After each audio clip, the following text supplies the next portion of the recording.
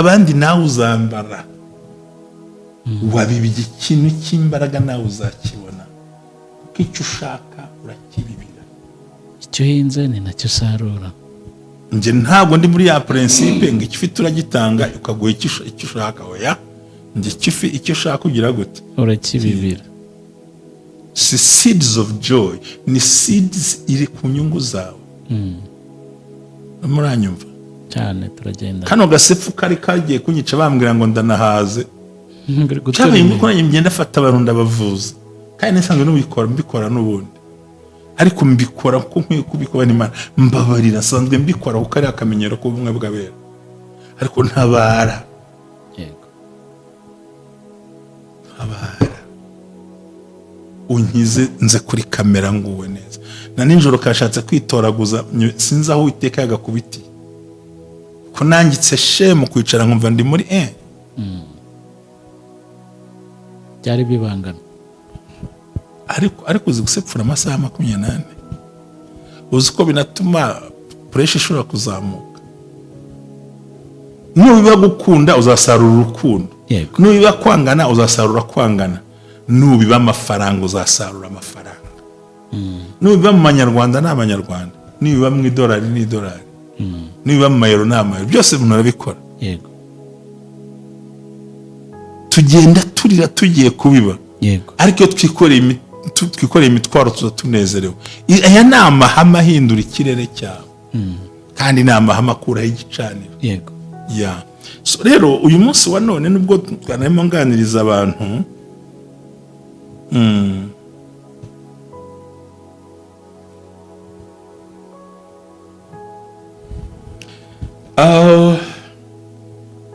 iyo amasengesho yawe yagize imbaraga ku barozi n'abagome ku banzi n'abaguhiga iyo babivumbuye n'iki bagukorera yabatonetse cyane yabakorogoshoye pe ubundi usengera umurozi akabyimba ibirenge ukamusengera akabyimba amaso ngo hari n'abumva umuriro cyane urabatwika umuriro ukabatwika abandi bakanisobaho nyine kubera ko ari imbaraga yego kubita umuriro ugatwika nyine uko reka buriya bundi niba umuntu atagushakira icyiza atakwifuriza neza wowe urashaka iki wimuhemukira ariko nawe ibyo yifuza ntakabigereho icyo gihe rero iyo amaze kubona ko imbaraga zawe zimaze kudominize kuko shebuja w'abarozi ni satani pe shebuja w'ibyaha ni satani ukorera muri wa muryango the big headway hariyo umutwe akabona ko amaze kunetraliza imbaraga ziwe bazivumbuye yes ruwambwiye ngo nta mahoro nzigera ngira akiriho gutya turaturanye muri karitsiye ndamubwira nti rero ubu nibwo ngiye kugira amahoro ngo nzajya nyagira wowe uyabure kandi sinifuza ko ncika ushaka kujya nyagira ubibona ko nyafite wowe ukayabura niko byagenze kandi ko we ajya kuraguza ku manywa no gutega imiti wowe ugasenga njye ngasenga sinziriye ngo ndamuniga nyine adashya uramutwika arwaye umutwe atariko ati nta mbabazi uriya ntabwo ari amaso uzi ko ati muranahura ukumva amaso aramenetse azi ko uri umurozi kumbe n'imbaraga zikubamo zimutwika oya nuko yavuze ngo nta mahoro nzabona gihari kandi njye sinifuza ko wapfa ahubwo nifuza ko ngira amahoro ahari bivuze ngo ubwo ningira amahoro azaba afite amahano n'amakuba n'ibyago kuko ibyo anyifuriza bigomba kumuzaho biramugarukira erega ntabwo warwanya umuntu Jerry utazi imbaraga zikorera muri we cyane cyane abantu basenga ntuzi ibihuru narayemo ntuzi amashyamba narayemo ntuzi uko navuganye nayo kugira ngo rero ndwanye ushobore bisaba kuba ufite amakuru nuko nawe uzazenguruka ya mashyamba ese uzazenguruka agenda yicaye ubusa ndi mu bagabo bazi kubyaza igicuku umusaruro amasengesho y'ibicuku bya nijoro kongeza umuriro ukatsa umuriro ugatwika ugatwika abazimu, ugatwika imbaraga z'ikuzimu, ugatwika imyuka mibi byose ukabirandagura, kandi ukagwiza imbaraga. yego yego, Amen. ukagwiza imbaraga cyane. Umuntu nabwira ngo ntuzambanaho, ntuzifuze kwapfa, ahubwo ugomba ubeho bari mu kagari. Nuvuga ngo amahoro y'Abisiraheli ni ibyago ku Bafilisiti. ariko Pawulo abonye ko amurembeje, arahindukira abwira dayimoni ati, ndagutegetse mu izina rya Yesu Kristo, muvemo. Amuvamo muri ako kanya. Amurembeje. Tugira frustration y'abantu batugenda gufrustira ko kubyiga amagambo aricyaye, guhoza ku nkeke, guhoza ku bindi, kandi ashobora no kuvuga mushumbuzi kwigisha uzi kubwiriza, ukagira ngo ni inshuti. Abonye ko amurembeje, amugata imvi inyuma. Twe rero ntabwo twirukana abantu physically, ahubwo ni dayimoni ikorera muri bo. Kuko na hano haravuze ngo 18 abwira dayimoni ati, ntabwo yabwiye wa wundi, yabwiye dayimoni ubw'imurimo ati, ndagutegetse mu izina rya Yesu Kristo, muvemo. Amuvamo muri ako kanya. Imana igumisha ubutumwa bwiza bwa Yesu Kristo ko bwanditswe na Yohana 3:20.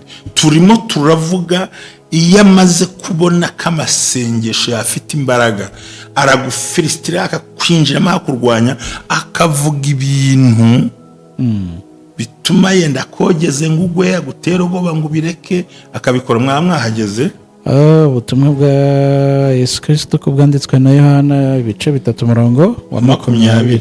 Kuko umuntu wese ukora ibibi yanga umucyo. Urakoze. Umuntu wese ukora ibibi yanga umucyo, kandi ntaza mu mucyo, ntiyatusha kandagira hari umucyo, ngo ibyo akora bitamenyekana. Yego, urabyumva? Tusemo uwo murongo wumva. Kuko umuntu wese ukora ibibi, umunyakibi yanga umucyo burundu, kandi ntaza mu mucyo, ntashobora gukandagira mu mucyo, ngo ibyo akora bitamenyekana. Bitagira gute? Bitamenyekana. Haleluya. Ubumwe bw'Abera Ministries bwabateguriye amasengesho y'iminsi 14 azahera ku wa kabiri w'icyumweru gitaha, avuga ngo ko dukwiye kubohoka tugasohoka mu bintu byose byari tumereye nabi. Ukwezi kwa 7, kwa 8, kwa 9, kwa 10 si amezi yoroshye, ni amezi ateye ubwoba. Niyo mpamvu tuzatangira amasengesho avuga ngo deliverance from the bondage and evil altar. Niyo mpamvu tuzabana nawe biciye kuri Zoom ndetse n'uburyo buri live, kugira ngo tubashe gusenya ibyo bicaniro cyane.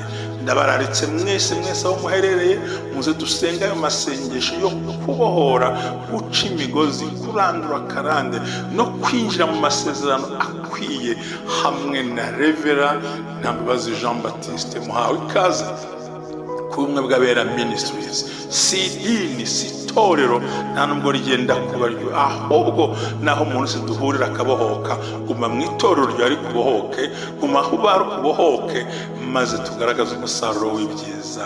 Hallelujah. 14 days of deliverance from the bondage and evil altar ku buzima bwawe.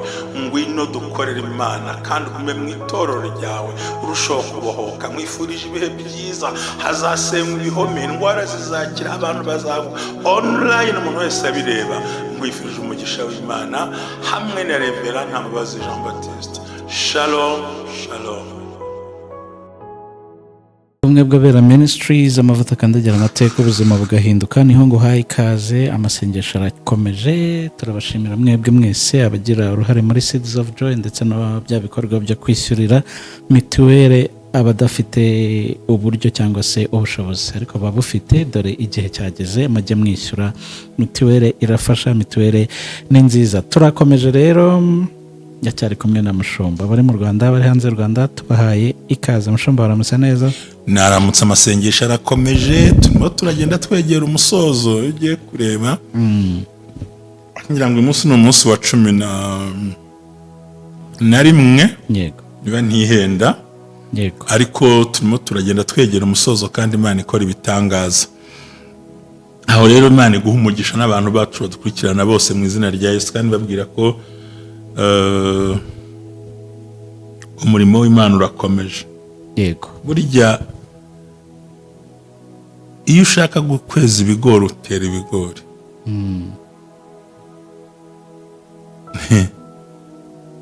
Jewe njya nkunze kubwira umuntu umwe, aho nabibwiye ejo, ndamubwira nti hari igikorwa ukora ugasova isi yose, ugatabara isi, hakaba n'igikorwa ukora ugatabara umuntu umwe.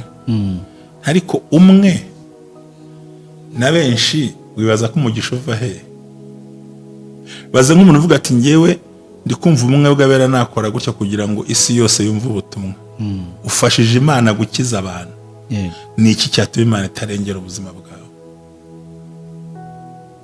nta na kimwe. Abantu bagomba kumenya amahame ageza ikintu ku kindi.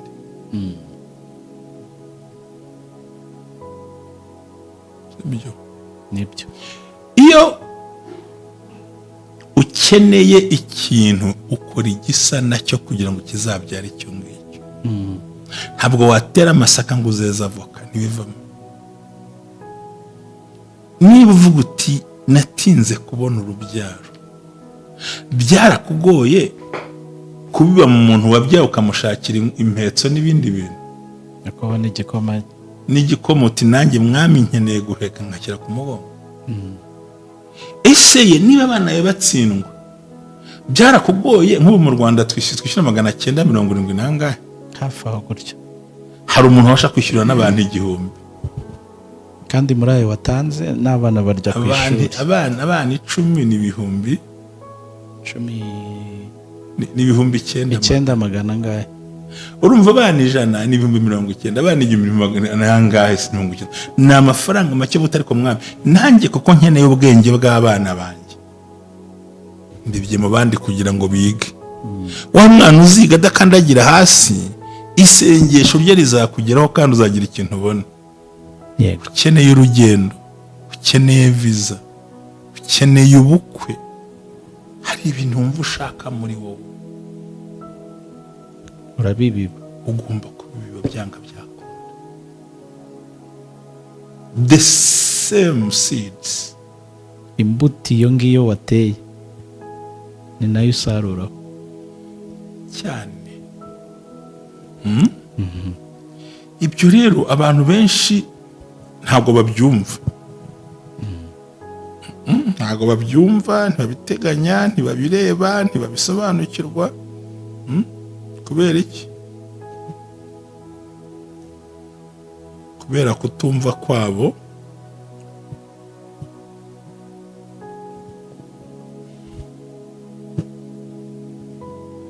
Nsubize ntukupe nta kibazo.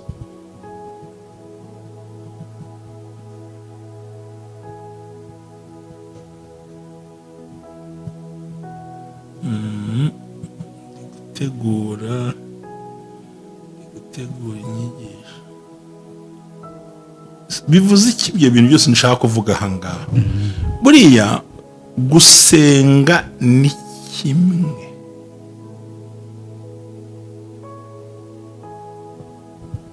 urankurikiye? gusenga ni kimwe, Gusenga ni kimwe biturinda moshya, bigatuma twinjira mu isengesho. Ariko no gusubizwa ni ikindi. Gusenga kutagira imirimo ntacyo kujya gisubiza nyiracyo.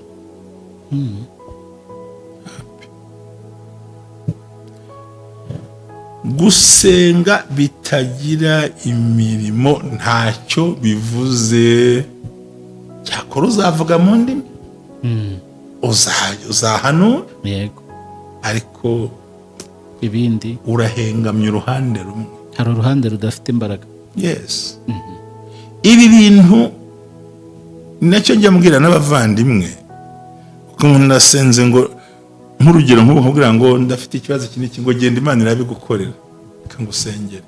Njye ntabwo nagusengesha amasengesho, kuko mbishoboye nabigukorera. Ati ndaburaye, ati pfukama dusenge. Oya, ndabwira nti banza ujye kurya hano, hari ikiro cy'umuceri kiraguhaza, n'abana kirahari. Bakibanza ugenda urye n'ibintu ufite n'amakara ye, genda ubanza urye, twongere dusengere bizaza. ariko ngo ntukarerege mugenzi wawe ngo ejo umugenda azagaruka ejo. Urashaka gukira indwara, vuza abawe. Ufite diyabete, ufite isukari, ufite puresha, ufite iki, indwara mu rugo ntizishira, imiti yakumaze amafaranga, nyamara gufata uti reka nanjye nkori 100,000 mvuza abantu barenga 50, nanjye mbibe gukiza, sarure gukiza. yego, cyangwa ntabwo byumvishije. mbibe gukiza nsarure gukira. Yes, of course. Wabibye kuvuza abandi, nawe uzabisarura gukira. Wabibye kwambika abandi, nawe uzambara. Wabibye ikintu cy'imbaraga, nawe uzakibona. Kuko icyo ushaka urakibibira. icyo hinze ni nacyo sarura. Nje ntabwo ndi muri ya principe ngo icyo ufite uragitanga ukaguha icyo ushaka. Oya, nje icyo ushaka ugira gute, urakibibira. si seeds of joy, ni seeds iri ku nyungu zawe. Muranyumva cyane? turagenda kano gasepfu kari kagiye kunyica bambwira ngo ndanahaze. Ngiri Cyabaye gutura ngo nanjye ngenda afata abantu ndabavuza, kandi nisanzwe mbikora n'ubundi, ariko mbikora kuko nkwiye kubikora n'Imana. Mbabarira, sanzwe mbikora kuko ari akamenyero k'ubumwe bw'abera, ariko ntabara. yego, Ntabara unkize, nze kuri kamera nguwe neza. Na nijoro kashatse kwitoraguza, sinzi aho Uwiteka yagakubitiye, ko nangitse shemu kwicara nkumva ndi muri byari bibangana. ariko uzi gusepfura amasaha 24, uzi ko binatuma puresha ishobora kuzamuka.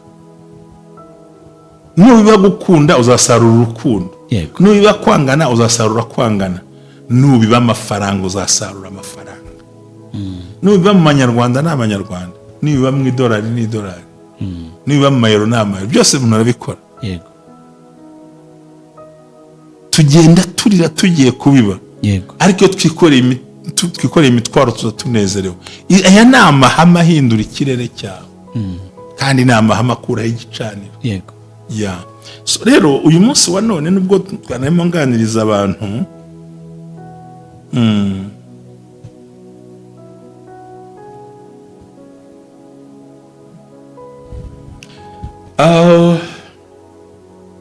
iyo amasengesho yawe yagize imbaraga, amasengesho yawe yagize imbaraga, ku barozi n'abagome, ku banzi n'abaguhiga,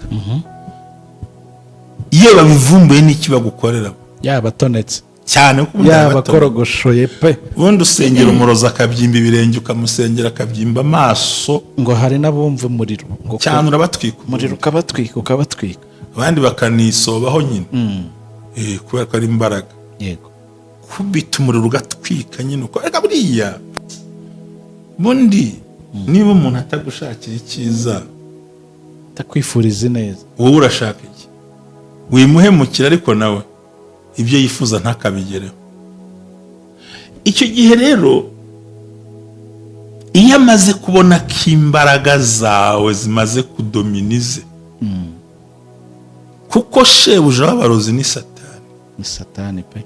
shebuja w'ibyaha ni Satani, ukorera muri wa muryango the big headway hariyo mutwe, akabona ko amaze kunetraliza imbaraga ziwe, bazivumbuye. yes. Hari uwambwiye ngo nta mahoro nzigera ngira akiriho, gutya turaturanye muri karitsiye. Ndamubwira nti rero ubu nibwo ngiye kugira amahoro, ngo nzajya nyagira wowe uyabure, kandi sinifuza ko ncika. Ndashaka kujya nyagira ubibona ko nyafite, wowe ukayabura. Niko byagenze. kandi muracyataka ko we ajya kuraguza ku manywa no gutega imiti, wowe ugasenga ngiye ngasenga asinziriye, ubwo ndamuniga nyine, arashya, adashya, uramutwika, arwaye umutwe, atariko ati nta mbabazi uriya ntabwo ari amasi. Uzi ko ati muranahura ukumva amaso aramenetse, azi ko uri umurozi, kumbe ni imbaraga zikubamo zimutwika. oya nuko yavuze ngo nta mahoro nzabona gihari, kandi njye sinifuza ko wapfa, ahubwo nifuza ko ngira amahoro ahari. Bivuze ngo ubwo ningira amahoro azaba afite amahano n'amakuba n'ibyago, kuko ibyo anyifuriza bigomba kumuzaho. biramugarukira. erega ntabwo warwanya umuntu Jerry utazi imbaraga zikorera muri we, cyane cyane abantu basenga. Ntuzi ibihuru narayemo, ntuzi amashyamba narayemo, ntuzi uko navuganye nayo, kugira ngo rero ndwanye ushobore bisaba kuba ufite amakuru. ni uko nawe uzazenguruka ya mashyamba. ese uzazenguruka agenda yicaye ubusa? ndi mu bagabo bazi kubyaza igicuku umusaruro. Amasengesho y'ibicuku bya nijoro. Kongeza umuriro, ukatsa umuriro, ugatwika abazimu, ugatwika imbaraga z'ikuzimu, ugatwika imyuka mibi byose ukabirandagura, kandi ukagwiza imbaraga. Yego. Yego. Amen. Ukagwiza imbaraga cyane. Umuntu nabwira ngo ntuzambanaho, ntuzifuze kwapfa, ahubwo ugomba ubeho bari mu kagari. Nuvuga ngo amahoro y'Abisiraheli ni ibyago ku Bafilisitiya cyane, kuko batifuza kubona Abisiraheli baguwe neza. Bo hari ibihugu bitwanga kubera amahoro twifitiye, bakatugira ishyamba, kandi ntabwo ntibyashoboka. Amahoro warwaniye ntawe ujya upfa kuyakoraho uko yiboneye. So rero iyo usenga uba urwanira amahoro. Iyo amaze kubibona, ikintu cya mbere akora, agerageza kugucecekesha no kugutera ubwoba bwo mu kubaho mu mibereho. Iyo usomye Timoteyo wa mbere 1:7 ntabwo tuhasoma, hagaragaza icyo kintu neza mu buryo bukwiriye. Ni ukuvuga ngo ikintu akora, agerageza kugucecekesha no kugutera ubwoba bwo kubaho. Reka turebe niba ufite Bibiliya hafi turisomera abantu bayumve. Reka dusome Timoteyo, urwandiko rwa kabiri rwa Timoteyo, igice cya mbere umurongo wa 7. Urwandiko rwa mbere rwa Timoteyo, igice cya mbere umurongo wa 7. Yego.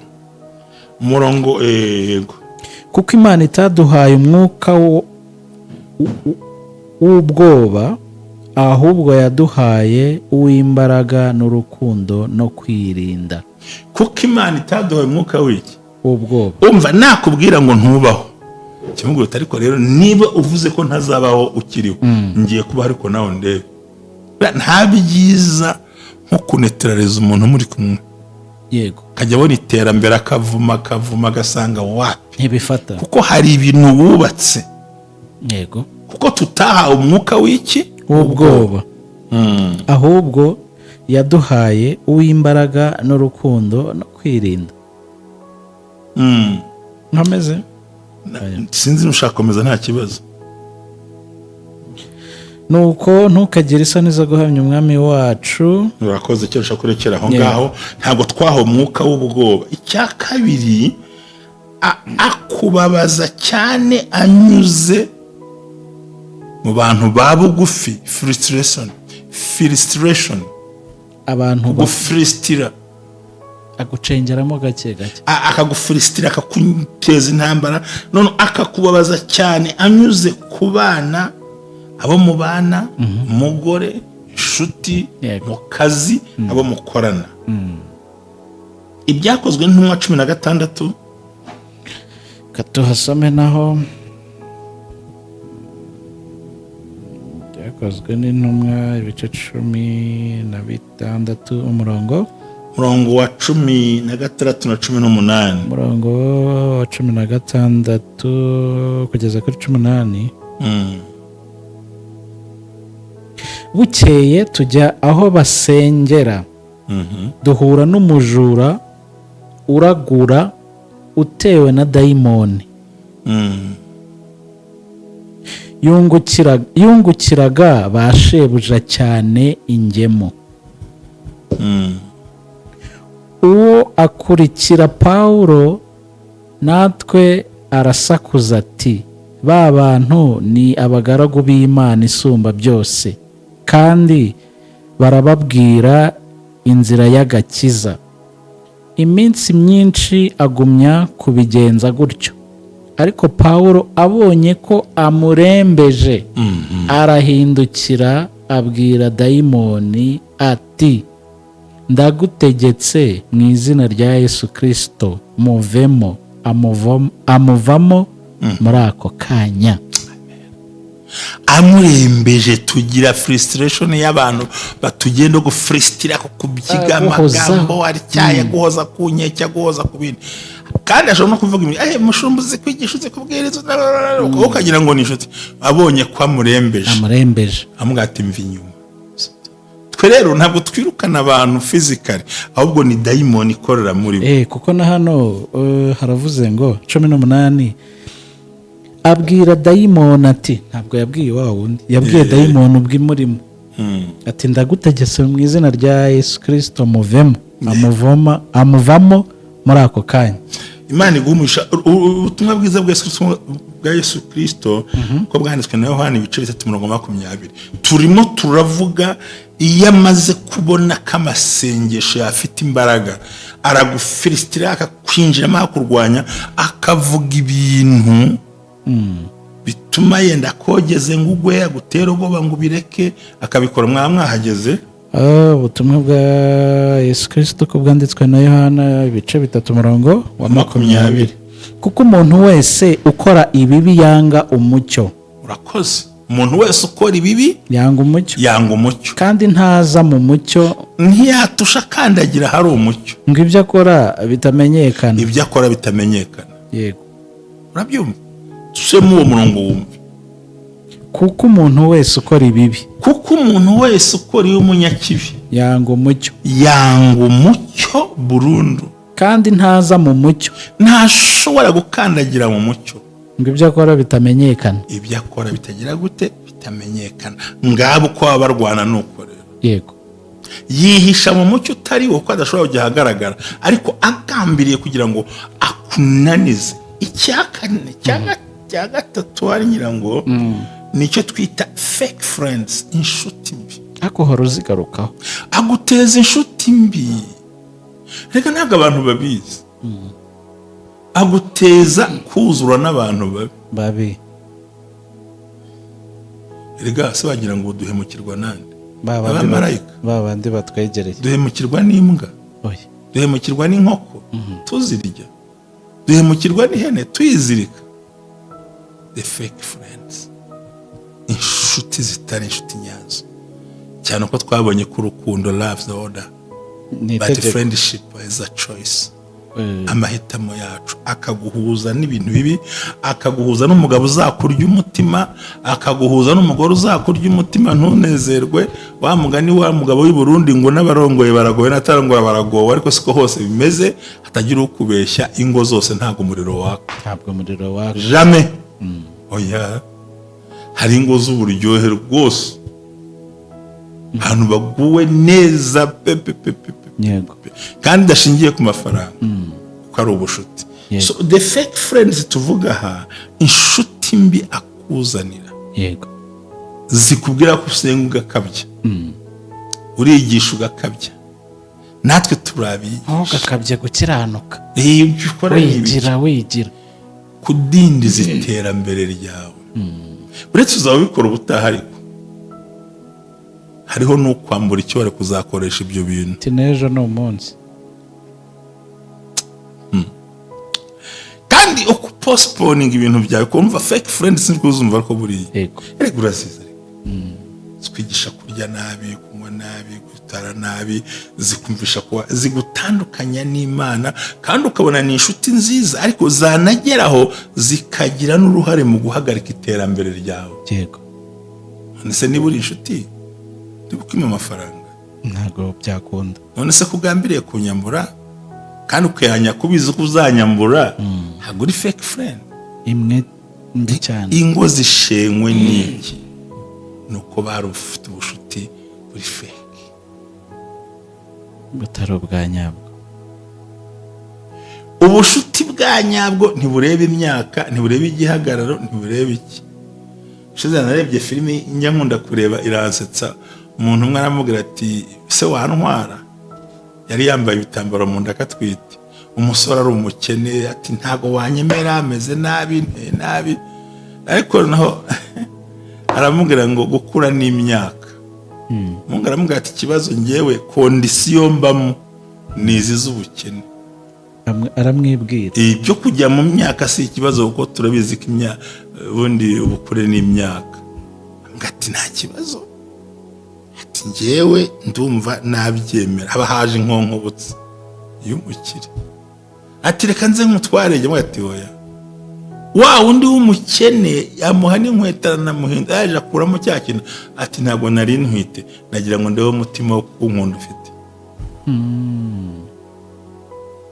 Nta kindi kintu urebyeho, ukaba ufite gusa kwa kuntu the fake friends ikintu badukorera bi pretendinga nk'abanyamumaro muri twebwe, kandi hari ibyabakuruye. Mushobora no kujyana mu butayu gusenga, mukenda mwava mudasenze, mukivugira abandi bantu kuko nta nshuti zirimo.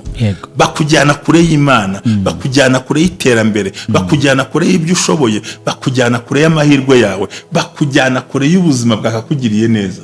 Nk'iki cy'umwanzi akora iyo amaze kubona ko wamunaniye. Ni mubi cyane.